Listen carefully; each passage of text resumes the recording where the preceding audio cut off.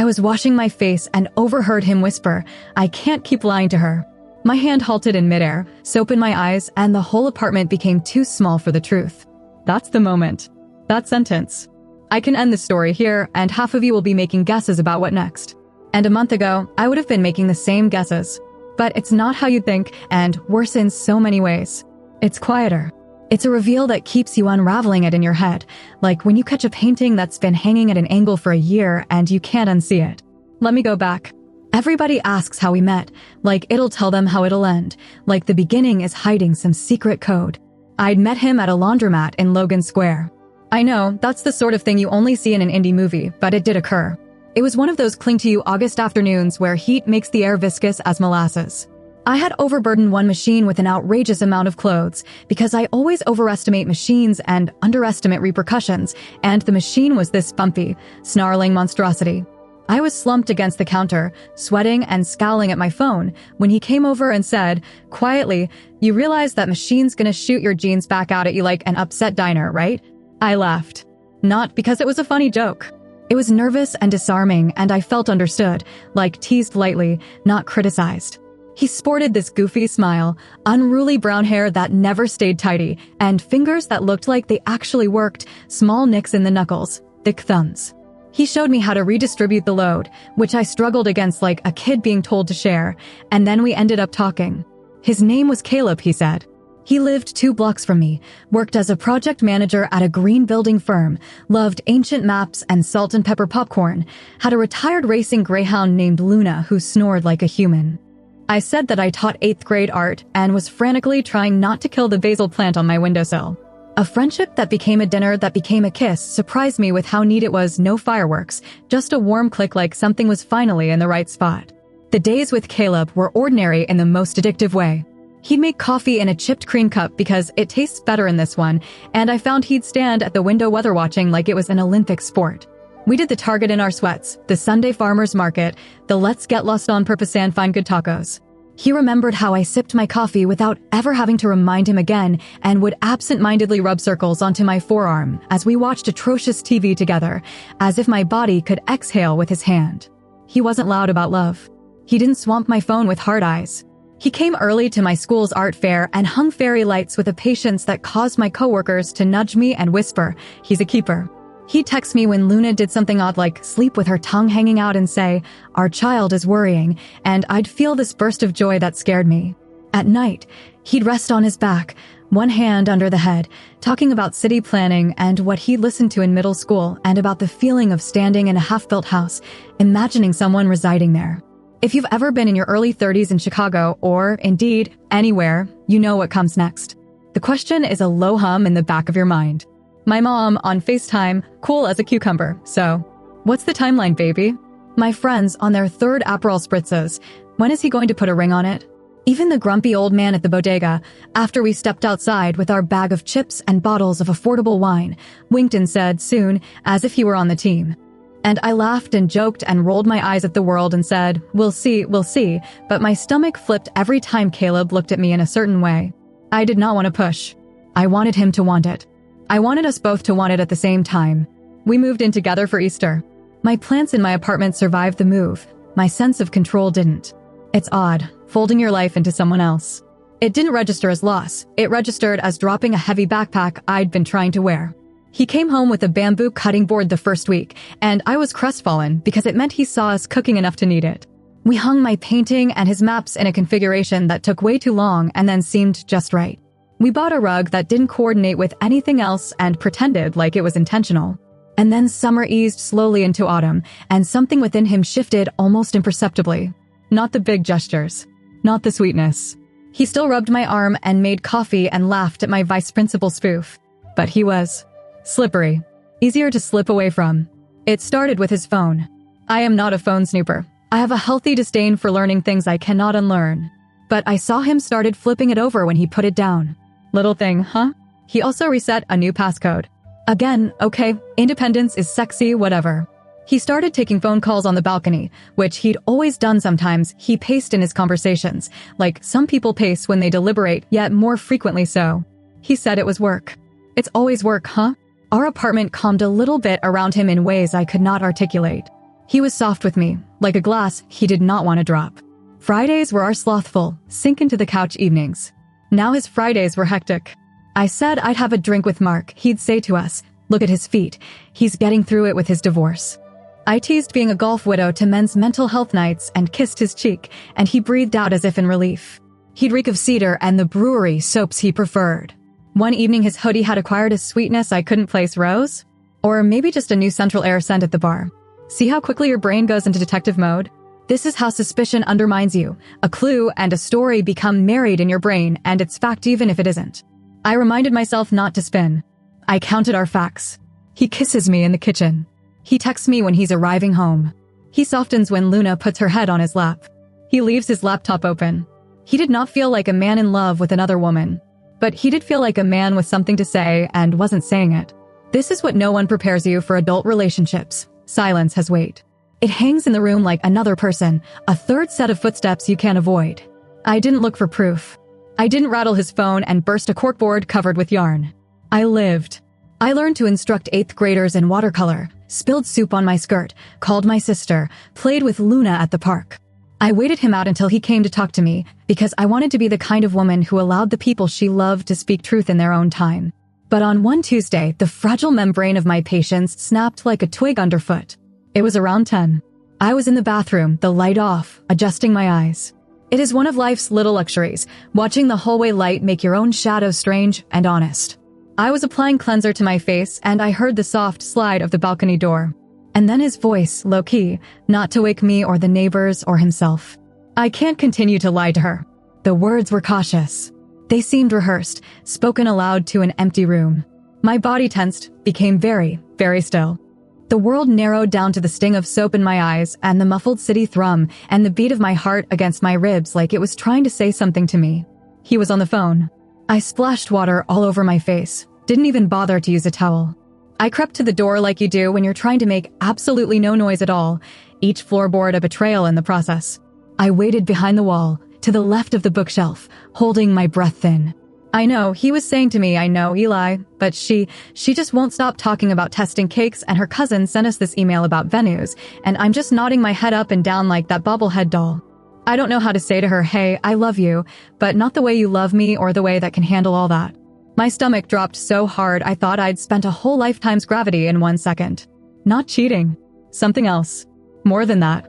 A primal distortion. I had been walking around like a blind man, arms splayed, trusting the room to be the same size.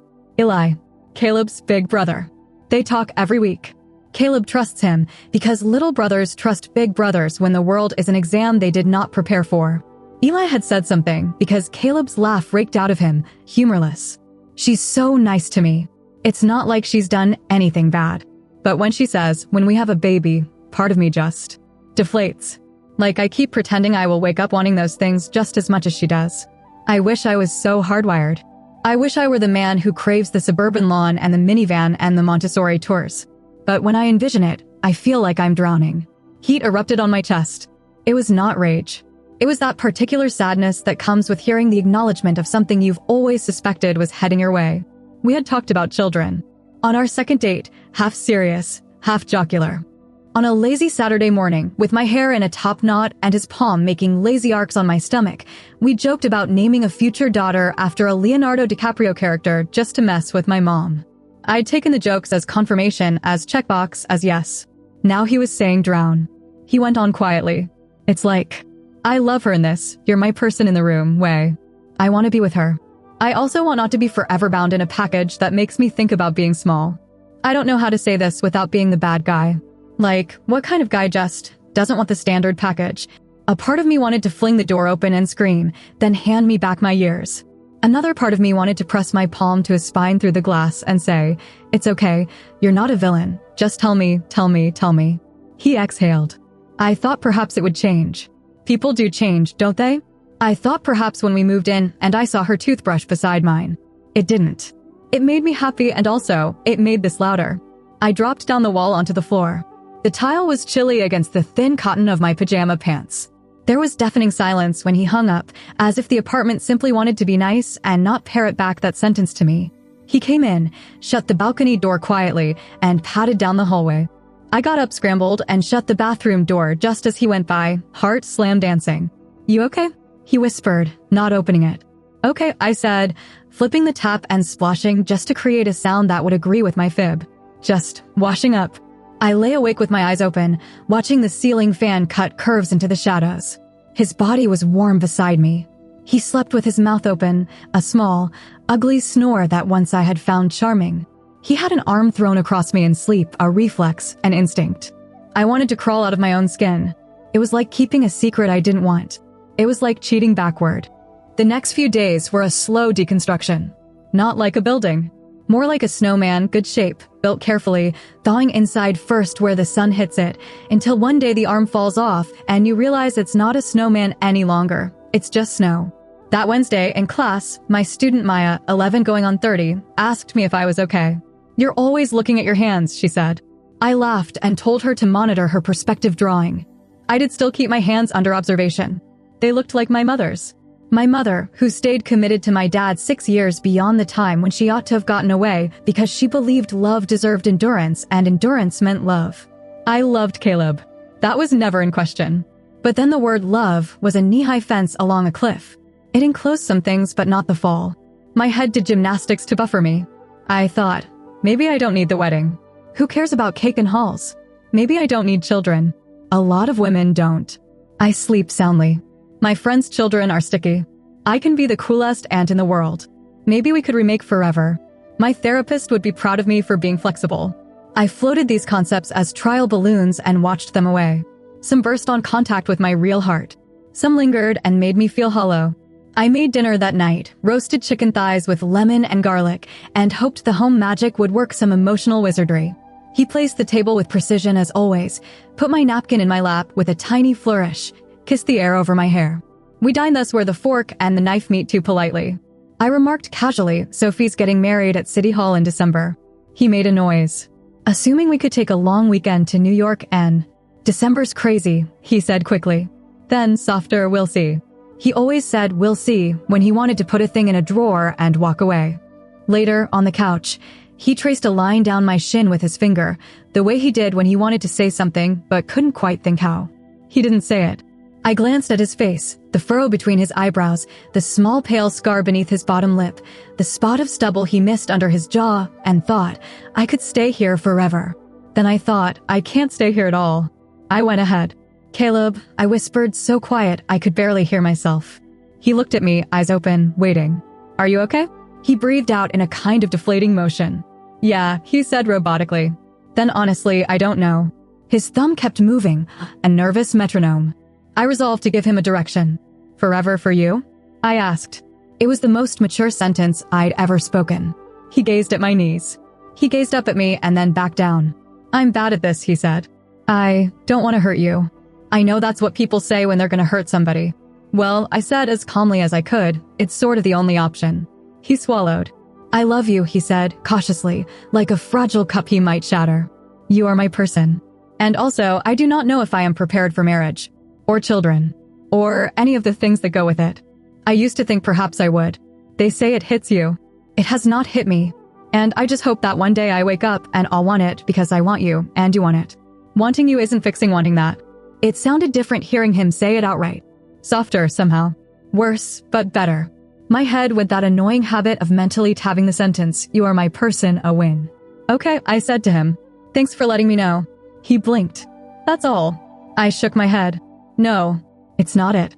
I need you to get that I overheard you on the balcony the other night. He winced. There was the jag of surprise turning into defensiveness. You what? I wasn't sneaking, I answered quickly. I was in the bathroom. I did not move. I did not mean to, but I heard you tell Eli. And I had to know if you were going to tell me too. His jaw moved and then clenched. He looked away. Okay, he said sometime later. Quiet. I just can't even get mad. I mean, I could, but I don't want to. I've been sidestepping it. He rubbed his face with his hands harshly. I don't know how not to be the bad guy in this. By not lying, I said. My voice broke on lying, even though I knew he hadn't cheated and hadn't really promised anything. But the word was true. A lie can be a void. His silence had been a lie aimed at me. By not taking away my agency, I get to decide if this is a life I want. You don't get to choose it for me because you're afraid I'm going to choose what you already chose. If you don't want to get married, if you don't want children, you get to tell me that. And I may have to leave." He closed his eyes as though he'd been praying that I wouldn't say that to him, although it was the only thing that made sense. Horror and relief crossed his face at the same time. "I love you," he spoke as people do when they speak the only sincere thing left to them. "I love you too," I said to him. "And I want the whole package. I want to be someone's first choice they're excited about, not their second. I want to have you say, 'I want this,' without your voice catching on the word 'want.'" We sat together with it between us. The TV sitcom continued to broadcast laugh tracks for an audience we weren't a part of. Luna stirred in her sleep and turned over. My phone buzzed to a group chat text asking me out for trivia night. Everyone else's life went on like a rude procession past a house in bereavement. He nodded. Not dramatic. Not throwing anything. Not begging. Not shrugging it off. Nodding and yanking his hand back from my leg as if shelving a book away carefully. "Okay," he said. "Okay." We didn't break up that night. We didn't scream and slam doors. We brushed our teeth. We slept. We walked Luna in the morning. We both had to go to work and teach children and meetings to go to, but the decisions spread out in the day like mold on bread, silent, permanent. By Saturday, we were dividing shelves. He took away his maps with intention. I wrapped the mugs in the dish towels with shaking hands. We cried at different times. He rested his forehead against mine in the kitchen and said, "I'm sorry." I said, "I know." We exchanged numbers with regard to Luna, like divorced co-parents with a dog, because love doesn't end just because the shape changes. I bagged up a bag and another one and sat on the floor staring at the dust bunnies that had accumulated under our couch and considered all the little ways we build lives with other human beings. All the stupid screws it takes to get a table upright and how it falls over so easily when you put weight on the wrong corner. Moving out was a procedure. My sister came in a U-Haul with treats and no comment, bless her. Caleb dragged a box down and my neighbor watched us with tiny frown like she could repair it, but didn't have the equipment. The absolute last thing I grabbed was the bamboo cutting board. He said to me, "Take it." I almost objected because it felt like it was symbolic, but I took it. I left the cream mug. You can't take it with you. You have to leave a few ghosts in rooms to make you honest. The first evening on my sister's sofa, I rested in the half-dark of her living room and listened to her refrigerator click and hum. My chest was hollow and full simultaneously. Not regret. Sorrow. And under that, a strange, unyielding pride. Not the shiny kind. The quiet, spent kind. The kind you earn when you do the thing that hurts to do because you'll respect you come morning. Here's what shifted everything in how I understand my relationship. How I understand all relationships, once and for all. Love is not alignment. Love is the fuel. Alignment is the engine. You can put the gas in and hit the pedal, but if the pieces inside are not constructed for the same highway, the car shudders and overheats and your gorgeous ride is a roadside whale with the hood up. I thought I had imagined that wanting each other would reshape the course of our lives. I saw that wanting, without honesty, is just another lie. I also learned something about kindness. They say that it's kinder to stay. It isn't always. Staying to avoid an honest conversation is like hiding the check at the end of a dinner. You're not skipping it. You're just pushing it back until it's bigger and meaner. He wasn't a villain. He was a human being with a fear and a preference and a story about what his life should look like. I wasn't naive. I was a woman who believed the best in us could be strengthened. We were both incorrect for different causes. And that's okay. Months later, I saw him at the farmer's market on a Sunday, the kind of morning where you'll think a camera will catch your picture if you turn sharp. He was with Luna. I was wearing a reusable bag and sunglasses, just in case I did end up crying. We both spotted one another simultaneously. We both waved hello. He bent down so Luna could give her dramatic, whiny hello. She knows no limits, and when he stood up was the smile, the one at the laundromat. "Hey," he said, as if we were neighbors. "Hey," I said, actually smiling. "How are you?" "Good," he said, and I believed him. "You?" "Good." And I meant it. I was shelling out rent on a tiny, sunny apartment with a gross beige floor and a view of a brick wall. I had more plants than sense. I had Tuesday evenings with my sister, Saturday mornings alone with a book and a latte, a new shiny ceramic mug I'd bought because I wanted to. My children were making clay creatures with goofy teeth, and it made me laugh until my sides hurt. I had started to speak out loud what I desired in environments, even when my voice trembled. I had installed a dating app and uninstalled it and reinstalled it. I was alive in that raw, you don't know what happens sort of way you're after surgery, tender, scarred, so hypersensitive to what does and doesn't hurt that even breathing seems like an option. We stood bathing in sunlight, two humans who'd loved each other and made a little life and then undone it with tenderness. He tilted his head to the apple stand. The Honeycrisps are ridiculous. They always are, I said, and we both laughed at how mundane that sentence seemed against it all. Then he touched Luna's ear and said, "You look happy." "I am," I told him. "Not TV happy. Not Instagram happy. A quiet content that felt like an open window room and fresh sheets. I hope you are too." He nodded. "I am." We were suspended in the space between us like a thin glass we did not desire to break. And then I said goodbye and departed, the weight in my chest there but lessened somehow. The phrases he spoke on the balcony were still ringing in my head, but no longer ricocheted. I tell you this story not because I want to caution you that love is an illusion. It is not. It's real and dirty and sacred, and it's worth it. But dishonest love is a magic trick where the illusionist cuts the woman in half and the audience cheers because the woman is smiling. The woman might be me. It might be you. Ask the questions you don't dare ask. Listen for the answers you don't want to hear. If a person is whispering in a balcony, hear what it is, not a betrayal, but an offer of an earlier learning of the truth. I chopped tomatoes last night on the bamboo cutting board.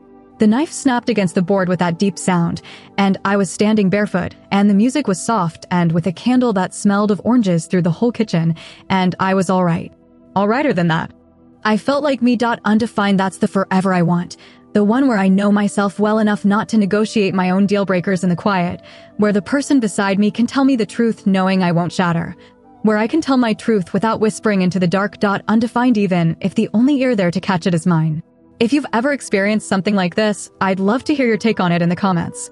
And if this video resonated with you even a little bit, don't forget to like, subscribe, and enable that bell.